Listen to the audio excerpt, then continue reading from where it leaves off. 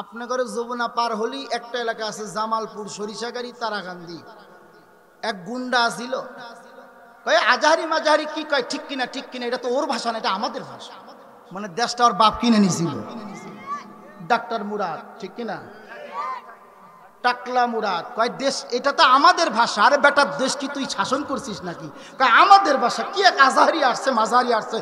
আজাহারির মাহফিলের যে শ্রোতা আর যে মানুষ প্রসাবখানার যতগুলো লোক সিরিয়াল দেয়, তোদের আওয়ামী লীগের কোন সমাবেশে এত লোক হয় না। রাহেন তো মিয়া একটা প্রজেক্টরে যে লোক ওপর বাদ দেয় না। আজাহারির মাহফিলে প্রসাবখানায় যে সিরিয়াল দেয় ওই কোনো লোক কোন আওয়ামী লীগের জন্য সবাই হয় না। এই কথা বলেন ঠিক না বেটা? হে আজারি নিয়ে কথা। আজকে হে টাকলা কোথায়? আজকে বাংলা আছে, জমিন আছে, আকাশ আছে, জমিন সব আছে। আজারিও দেশে আসছে। আগে হয়েছে 3 লাখ মানুষ, এখন হয় 15-20 লক্ষ মানুষ। আল্লাহ যদি কাউরে উঠায়, তোদের মতন টাকলা আর কাউয়া আর ওই গোলই ভাঙ্গা গোলই ছাড়া চরকা ছাড়া লৌকার টাইম আসেনি, আর হবে নি। আর জীবনে তোরা আশা করিস না যে আমার স্বাধীন বাংলা স্বাধীন এবার দেব জনগণ তোকে সিংহের মতন আওয়াজ দিবেন। আগে যদি কোনো আওয়াজ জোরে হইতো, একটু সাউন্ড হইতো, আল্লাহর নামে তাসবিহ বলতে গেলেও আমাদের গা থেকে জঙ্গির গন্ধ পাইতো। সবাই ঠিক বলেন নাই কেন? এই জায়গায় কি এখন আওয়ামী লীগ আছে? যদি থাকে কোন একটা বক্সিং দিয়া নাক সামনে থেকে পিছনে লাগাই দিবে। বুঝছস কিছু? তোরাই তো কয়দিন আগে লৌকার স্লোগান দিছিলি, দেখ নাই? লৌকার চলবো, কোনো কিছু চলবো। এখন চলবো কার? কার হুকুম চলবো? আরো জোরে বলেন, শিক্ষার মেরে বলেন, আসমান কার, জমিন কার, হুকুম চলবে কার? কোন লৌকা চলবে না। কথা বলেন ঠিক না বেটি? আওয়াজ দিতে হবে। আওয়াজ যদি না দেন তাহলে বাংলার জমিনে নতুন একটা রোগ আছে, তার নাম হলো প্যারালাইসিস। সোজা মুখ বেহা করে দেয়। ওই আল্লাহ তো দেয়, যে আল্লাহ হাসিনারে ইন্ডিয়া পাঠায়া দিছে, ওই আল্লাহ তো দেয়। ভয় পাইতেছেন? আর জীবনে চিন্তা করেন না যে এই দেশে এসে লৌকার বইটা বল লাগবে নাকি বলেন? এখন থেকে বাংলার জমিনে একমাত্র চলবে আল্লাহ এবং রাসূলের বইটা। চলবে না, চলবে না, মাল শেষ নাকি বলেন? আওয়াজ দিতে হবে। আওয়াজ যদি না দেন, আমরা দোয়া এমনও করতে পারি, হেমনও করতে পারি নাকি বলেন? 14, 15, 16, 17 বছর নির্যাতন করছে আলেমদের। খালি তো কোন হুজুর মুরগা বড়টা খাওয়াই, মাছ বড়টা খাওয়াই, যমুনার ছোট মাছ খাওয়াই। দোয়া করেন কি হইলো? দেখছেন দোয়া কেমনে লাগছে? লাগছে তো লাগছে। ওই যে একটা কাউয়া কাদের আসিল, পালাবো না পালাবো না, কোথায় গেছো তুমি বাবু? আমি যদি পালাই আমি কই কি গেলাম? ফখরুল সাহেবের বাসায় যাব। এখন তো ফখরুলও মাঝে মাঝে টেনশনে পড়ে। এই কথা বলেন ঠিক না বেটি? আমরা ফখরুল বুঝি না, আওয়ামী লীগ বুঝি না। ইসলামের বিরুদ্ধে যারাই কথা বলবে, বাংলার মুসলমান আন্দোলন শিখেছে, এদেশ থেকে তাদেরকে বিতর্ক করতে 1 সেকেন্ড সময় লাগবে না।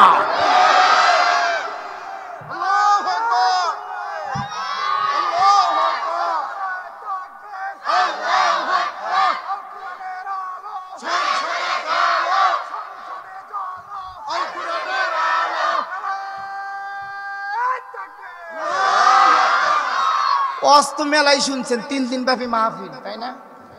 গতকাল হয়েছে, আজকে হবো, কালকে হবো। আজ হবো না, ডাইরেক্ট খেলা, কোনো ভূমিকা নাই। আয়াত একটা, ইন্নাদ-দীনা ইনদাল্লাহিল। পৃথিবীর মধ্যে যতগুলো জাতি দেখেন, যত ধর্ম দেখেন, তার মধ্যে বেস্ট সুন্দর পরিবেশ, নম্র ভদ্র, যিনি আসমান বানাইছে, জমিন বানাইছে, সেই মালিকের কাছে সবচাইতে শান্তির ধর্মের নাম কি? আমাদের পরিচয় 3টা। কয়টা? 3টা। 1 নাম্বার জাতিগত মুসলমান। মাইকেল ভাই সাউন্ড বাড়াও, আমি দূর থেকে কথা বলবো। 1 নাম্বার জাতিগত কি? মুসলমান।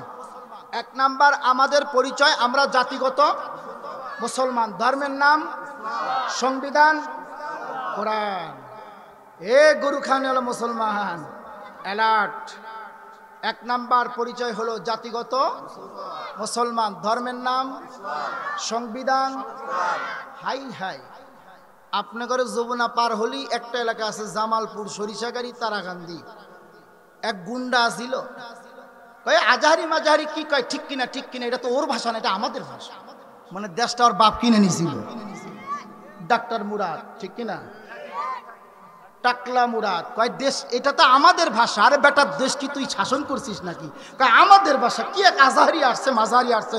আজাহারির মাহফিলের যে শ্রোতা আর যে মানুষ প্রসাবখানার যতগুলো লোক সিরিয়াল দেয়, তোদের আওয়ামী লীগের কোন সমাবেশে এত লোক হয় না। রাহেন তো মিয়া, একটা প্রজেক্টরে যে লোক ওপর বাদ দেয় না। আজাহারির মাহফিলে প্রসাবখানায় যে সিরিয়াল দেয়, ওই কোনো লোক কোন আওয়ামী লীগের জন্য সবাই হয় না। এই কথা বলেন ঠিক না বেটা?